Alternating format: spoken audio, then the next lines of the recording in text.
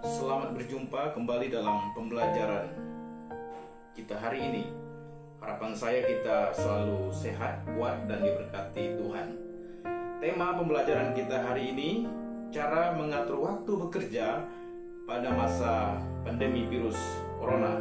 Bagian ketiga, yaitu teknik Pomodoro. Kita akan menggunakan teknik Pomodoro hari ini. Latar belakang menggunakan teknik Pomodoro, seorang yang bernama Francesco Cirillo. Dia menggunakan teknik ini untuk memanajemen waktu yang dia pakai sendiri. Teknik ini diciptakan oleh Francesco ini pada waktu dia sedang dalam bangku perkuliahan sekitar tahun 1980-an. Francesco merupakan salah seorang yang sulit fokus dalam belajar, hingga akhirnya menyadari bahwa perlu suatu sistem belajar dengan menggunakan interval waktu tertentu agar kondisi fisik dan psikis tetap terjaga dengan baik. Hal umum yang perlu kita ketahui dari teknik Pomodoro ini adalah tekniknya sangat simpel, tetapi dapat meningkatkan produktivitas kita yang cukup signifikan.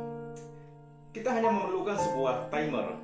Kita dapat menggunakan dari ponsel kita, ya, dari jam tangan seperti ini, dan juga dari timer komputer. Apa itu teknik Pomodoro? Teknik Pomodoro adalah mengatur waktu kerja yang memaksa kita untuk 100% fokus pada kegiatan di depan mata selama 25 menit. Oleh sebab itu, tidak boleh ada gangguan dalam bentuk apapun selama waktu 25 menit.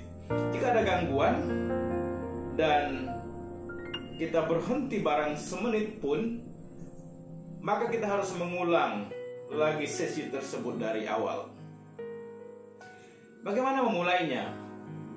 Yang pertama, pilih satu kegiatan.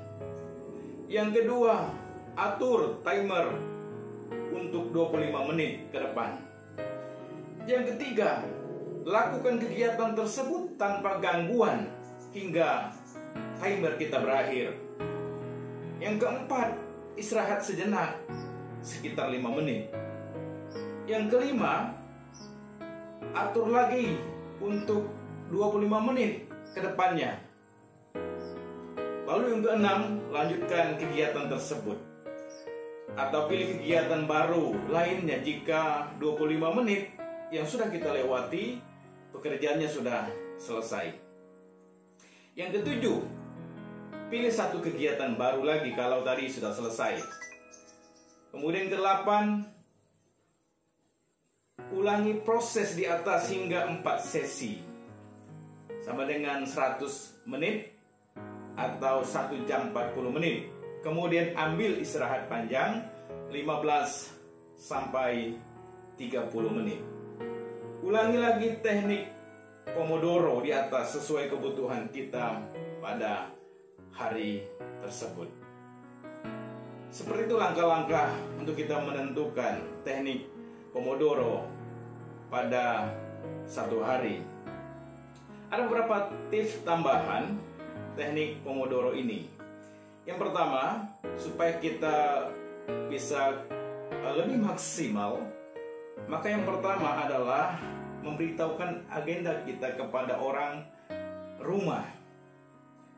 Saat hendak melakukan sesi teknik Pomodoro ini, beritahu orang rumah untuk tidak mengganggu kita dalam waktu 25 menit ke depan.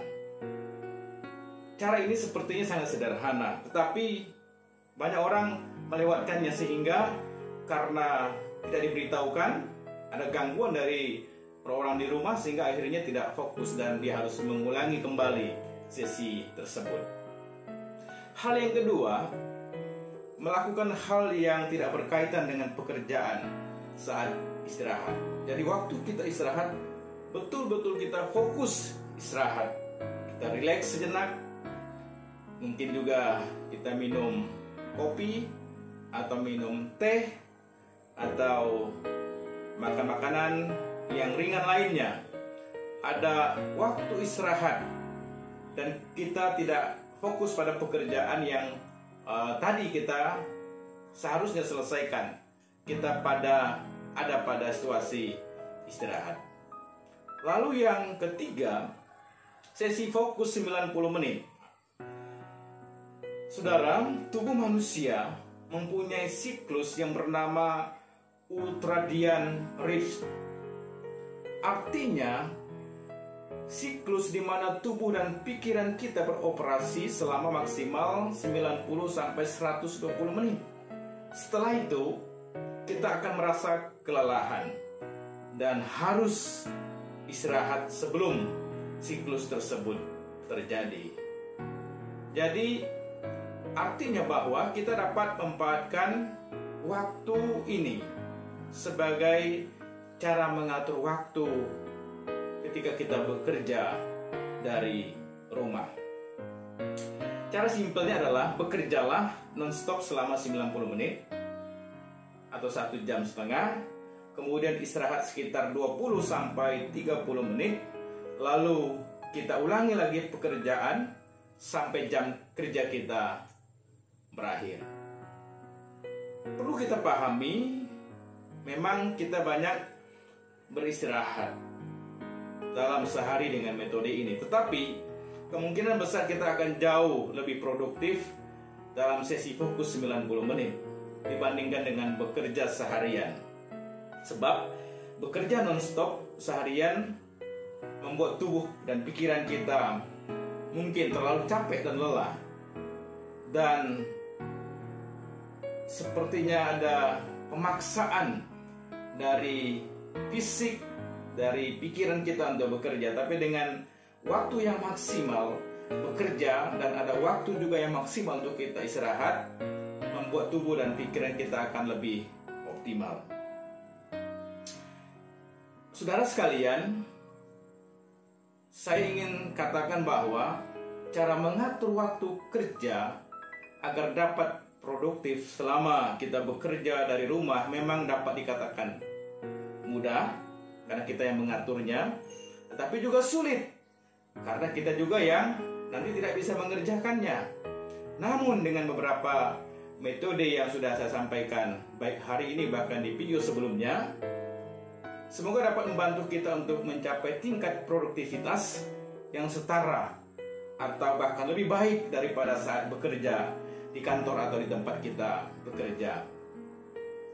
Jika kita dapat mengelola waktu dengan baik selama masa pandemi COVID-19 ini, maka aktivitas dan pekerjaan kita menjadi berkualitas dan menyenangkan.